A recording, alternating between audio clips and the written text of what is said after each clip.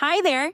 Today I'm going to show you how to create stunning quote images for your social media accounts using the free Circleboom Quote Maker. Let's get into it. First, go to the Circleboom Quote Maker page. From here, you'll see different options like X, Instagram, Facebook, Pinterest Quote Maker, and more. Just select the platform you want to design for, and Circleboom will automatically generate the correct image size optimized for that platform. Once you've picked the platform, you'll see several layout options. For example, you can choose the standard quote layout or experiment with others that fit your design preference.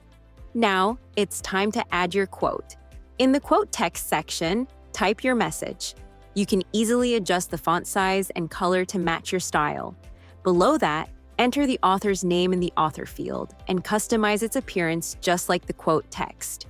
Also, you can upload a custom background image that fits your message, or leave it blank for a minimalist look. Then hit download to save your quote image and share it across your social media. And that's it. If you found this video helpful, give it a thumbs up and subscribe for more social media tips, tricks, and strategies. Happy circle booming!